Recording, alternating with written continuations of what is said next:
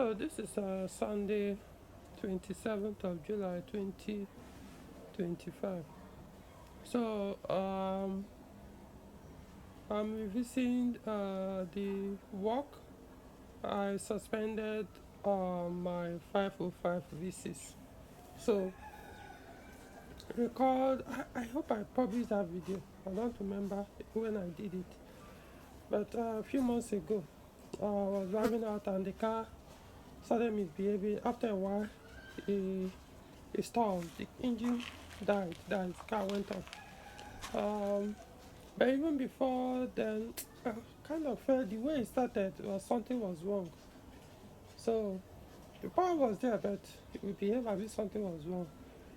So it took over an hour, probably 2 hours, before I was able to get it to start. After messing with a lot of things, checking. It's a long story, but eventually it started. But when it started, it was popping up last night. So it kept going on and off. I was trying to drive the car back home. Eventually, I was able to get it home. But when it got home, so I now took more time. The more I tried to troubleshoot, the more the black smoke continues. But then sometimes it will go out, sometimes it will start. It may take like more than 10 quang before it starts. Sometimes if I touch the wire, some part of the wire harnesses, engine will start. Wire is running. If I go and touch it again, it will go off. So that's how I knew. Why I actually suspected the harness, the engine wire, is because of not necessarily the wire, but it has to do with wiring system. Well, I mean, I didn't suspect initially that it could be the engine wiring harness, but I knew it has to be something wire related. Because if it was a component, usually they don't bring out that black smoke. Because I had a spare ECU, which I tested it, same issue, it refused to start. So that's how I knew it has nothing to do with component. It's not the. I even have a spare MAF airflow sensor. You see, it behaves same way. So eventually I abandoned, just ignored the vehicle because I knew I had to deal with the wire. So now I pulled out the engine wiring harness, which I was reluctant to do because I've tweeted the wires. So I wasn't expecting it was supposed to come from there. And when I pulled it out, did continuity test, checked everything, they were all okay. So I shouldn't have bothered to remove the engine wiring harness. It's not like every other engine. Trust me, this one is more. Let me not go into that. But something I was suspecting was the power supply to the engine ECU. Because all this while, I've changed most of the connectors on the engine ECU, no engine wiring harnesses. There are about 2 of them. In fact, I created it like into 3 parts. So I changed most of the connectors, which usually is the problem on this engine. You know, as they age, they tend to lose contact, break, but sometimes they lose communication. You think it's the wire, but not the wire, but the connectors. So, but all the power supply to the engine ECU, which comes from the battery terminal, the wires that supply power to the positive permanent supply to the relays, to engine ECU or whatever, and the negative supply. I haven't actually done connectors or change those wires. So I first checked the positive supply, was okay. However, when I checked the negative supply, the connectors, you can see there are a lot of cut and join here. They were basically rusted out. There was no soldering anyway. In fact, they've cleaned up a little bit, but when I first checked, they were all rusted out. And then these are the stock connectors. These connectors can naturally lose contacts. You might think, they are not like that, but yeah, they can. So I started to change them. So I use this. You can see this model. This is for modern Peugeot cars. These are fan, engine cooling fan wiring connectors. You can see this end. You can see this. And I had to put this as well. So this one goes to battery negative terminal. So these connectors are the big problem. Unlike these ones that when they start aging becomes an issue. So of course I purchased a roll of tape, about 10 units there. So these are like I said, they are separated into 3, joined together currently. So I'm going to start by mounting back the harness, which could take a while. Now, it's not all the connectors that have changed so far, but I've changed the ones that are very important, the ones at least that could make the car not to run. So those connectors have been taken care of, but there are still one or two connectors that might need to be replaced, like the connectors that lead to what is it called, knock sensors, crankshaft position sensors. I know that I'm not crankshaft position sensor. No, not crankshaft. Camshaft, that's cylinder 1 reference sensor. I know it's important, but it still wouldn't stop the car from starting. It could cause hard start, but you know. So those car ones, yeah, it will be much easier to identify. So most later, for example, this is one of the stock ones, if I'm not mistaken. So at some point I will have to change it, look for something modern that won't give me problem. So that's the plan. So mount it and hopefully it starts the car. I've done other tests on the vehicle, like I removed the distributor cap, checked the router, checked the brush on the distributor inside it. I didn't see anything out of ordinary, so I put it back. What I do know for sure is the spark plugs are not producing spark, because I sprayed in fuel to the throttle body. I manually sprayed fuel to the throttle body, crank the engine, no start.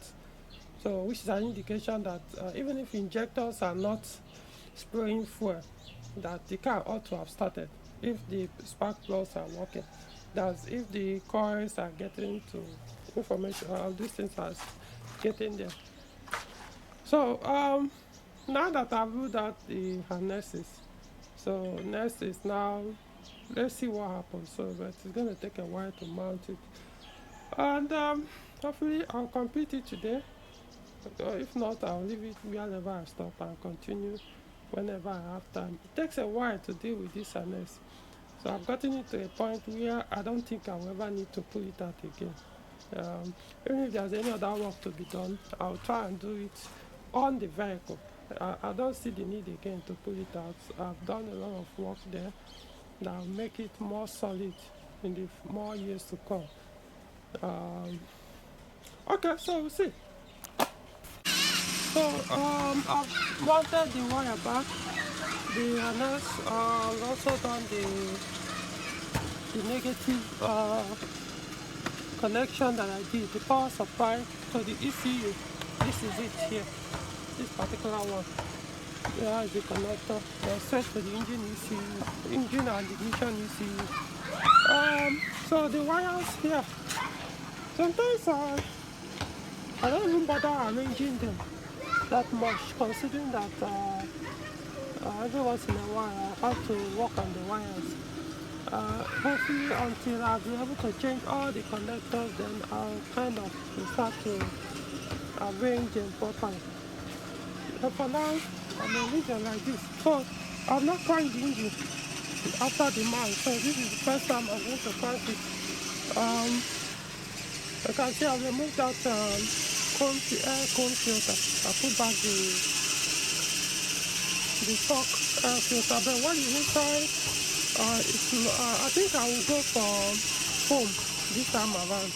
I was able to construct paper filter, but I can see some openings around it, so I'll just get foam and put. But for now, let's figure out if the car starts. Yeah, this car has been here for months like this, if I'm not mistaken. Still messy. So these are the connectors I changed again. Alright, so let's see what happens. It doesn't start here. Well, no issue is elsewhere. Okay, multimeter. Eventually I have to figure out where to mount this. Okay, so let's see. Okay. Did it start? Okay. Which is the mess.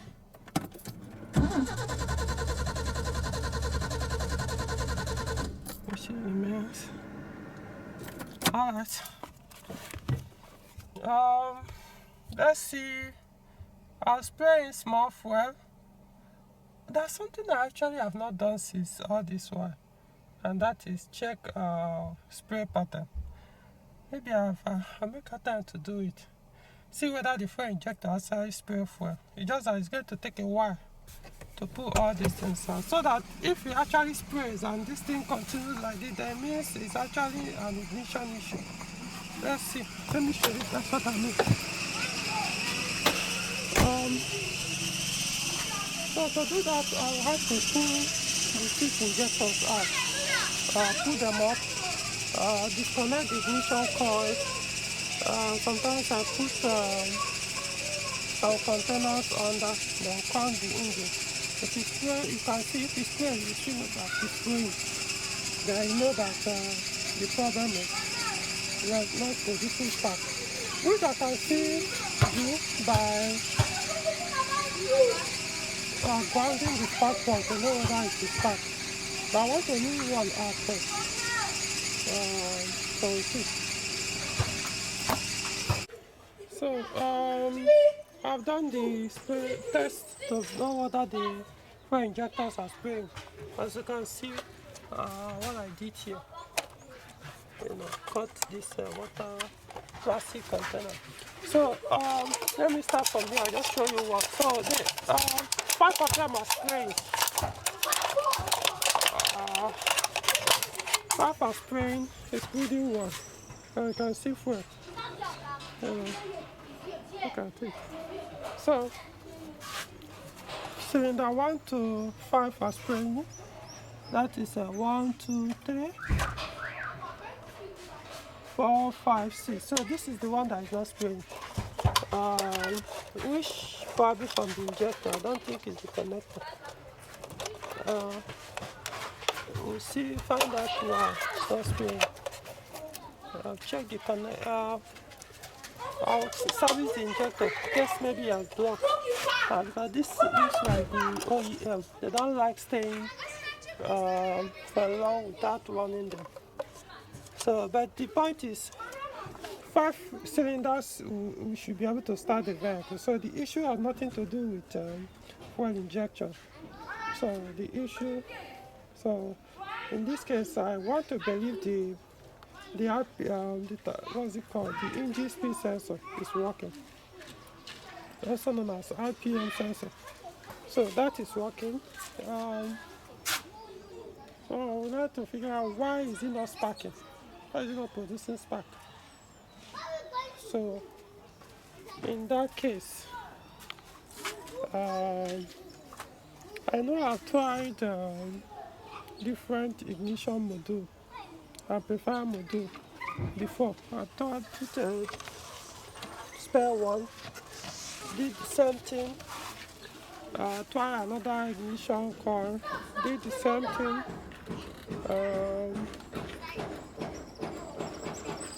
What else? I want to believe the ignition relay is okay as well. Yeah, I'll check. I'll check with my test light to know if it's working well here. So if not, then I'll deal with the.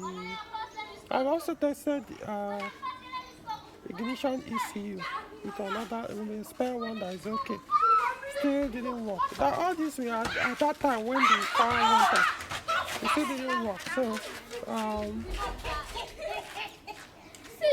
So now I'm going to focus on the ignition system. It could also be from this lead from the ignition coil to the distributor. It could be. And I don't have a spare one to test this. I don't have. But the next one I might do is I will take cylinder 6 one. Since it didn't start this injector is not spraying, I'll take the cylinder 6, run it to that place, see if it will start. I have to rule out this lead, then see what happens. So,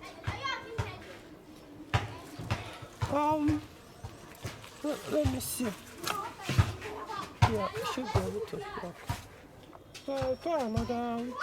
I won't bother with the coil now and the ignition module. I've tested all this, tested the wiring, and this should do. So everything that we should start the car in terms of the wiring is supposed to work. So I think it's modules that I have to focus on now. The distributor,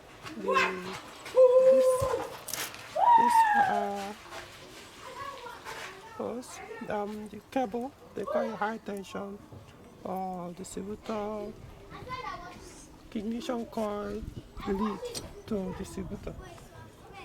I don't have a small size one, but I'll see what I can do to test it, to read it out. I'll use my test light to check to be sure the power is getting to. Normally, as you are cracking the engine, the negative part of this lead, the negative side of the distributor, the ignition coil is supposed to be doing like this. You put test light. So if it's not doing that, then there's a problem. So my point is now I've ruled out the injection. I have to focus on the ignition. That's why the car is not starting. Okay, so it's not something that I probably will conclude today. So when I eventually figure it out, I will update you guys. So like the video, subscribe to the channel, and I'll see you in the next one. So I use my multimeter just to add quickly. Use my multimeter to tell. You can see where the thing cut. I think we're doing the installation that the fuel injector cylinder 6, one of them cut off. That's the positive power supply cut. So so I was able to get have a bunch of spare wires that I use for work.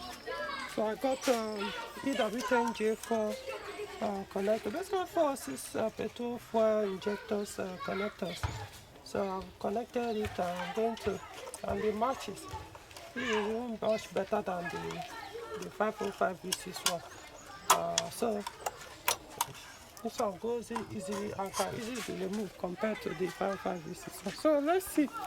So what I'm going to do is not to start the car. Remember, I see disconnected the ignition coil.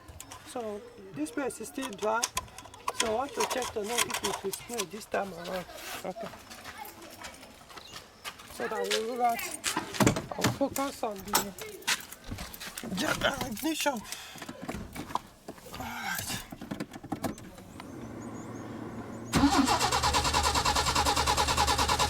Okay. So we should be able to spray some fuel now. Okay.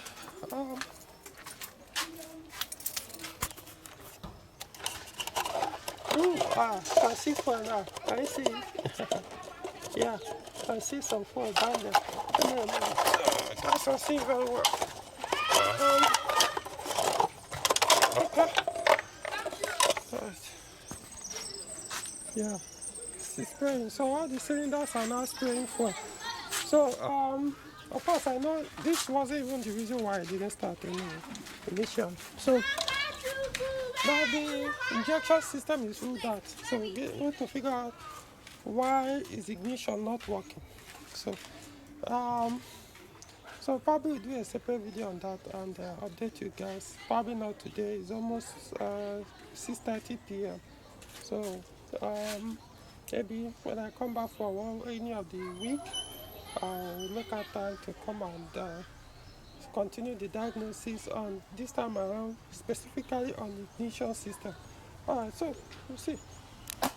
So I know I said I was going to stop the diagnosis today since I ruled out the injection system. But something in me was like, okay, let me test the basic ignition system, as in just the basic, and that's the components now. So I decided, first of all, to start with ignition coil, ignition module.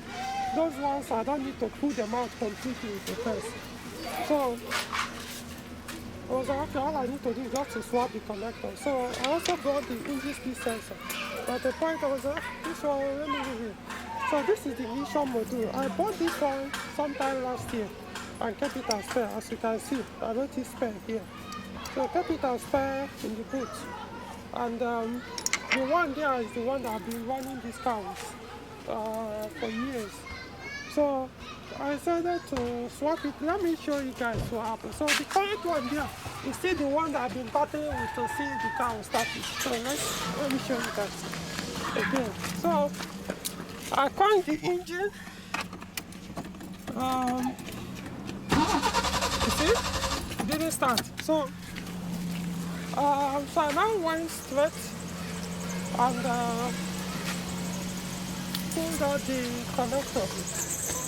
This is it.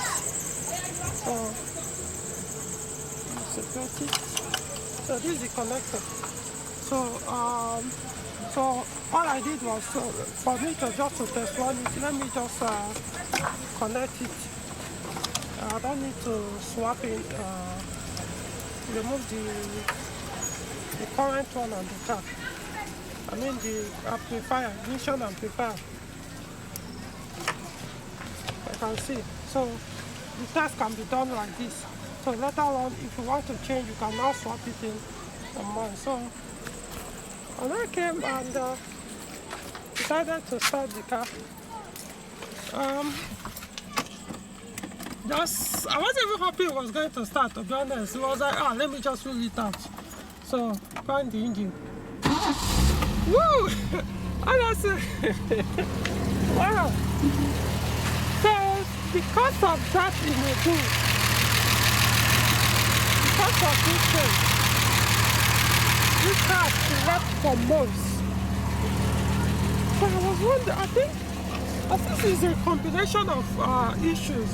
Because the truth is, when it first refused to start, when the car died on me as I was driving out, I actually swapped in this that day because it was in the vehicle. So I swapped it in. It still didn't start.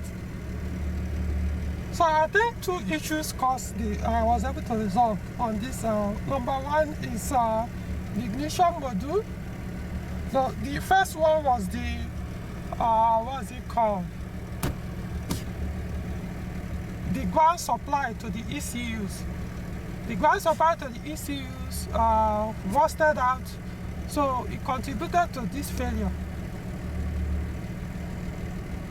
Because I think probably that was the one that when I pulled the wire up and down, if I'm checking the wire, all of a sudden the car will start. But sometimes it will go off and it will start for days. I'll keep cranking, it will not start until I go back to it again, and all of a sudden it will start and all of a sudden it will go off.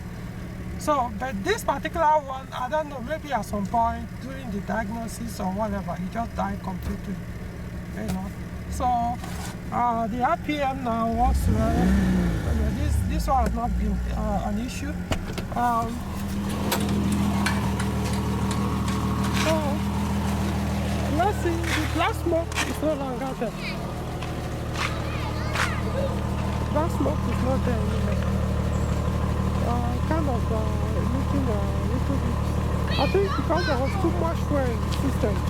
So the first time I started the car, we were bringing out whitey smoke, or kind of bluish smoke, or whitey smoke kind of. So ready to come back now. Before now, when that issue was happening, the car managed to start. It was bringing out thick black smoke. So let this be a lesson. Let this be a lesson. So you see how this business is fast and light. The lesson to learn here, guys, if you have these classic cars, always get spares like this. always get spares like this in the car. Your ignition coil, your ignition amplifier or module, get a spare fuel pump, what else? Basically, I don't know, okay, maybe I'm not, and then maybe spare relay, 1 or 2 spare relays. These are the things that can actually stop the car from running. Other things can fail, but the car will be running badly, engine will not run properly. Maybe. In fact, the car has 2 fuel pumps.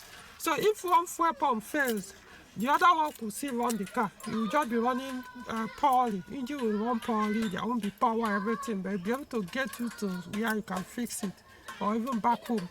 But see stuff like this, even the engine speed sensor, get one, but they hardly fail. This is the one the car came with.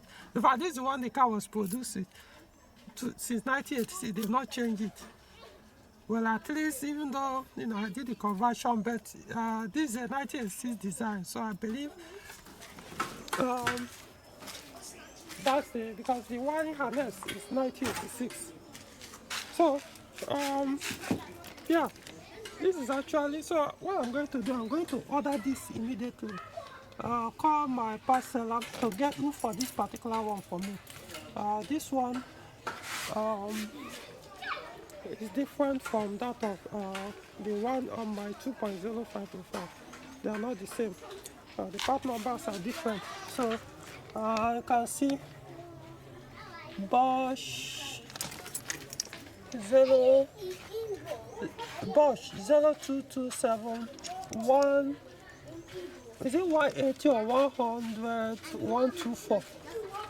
Bosch 0227 100 124. That's the part number. Bosch part number. So I'll get another one, if possible 2, and keep. Trust me. And you never know. So if I'm not getting the spare one, I'll probably be beating about the bush. So that's really tight. So I don't need to put the engine speed sensor, the crankshaft position sensor, or the RPM sensor to test. So, so at last, it started. I don't know, when was this? I know it's over 3 months now, honestly. Woo! Yes, sir. Yeah.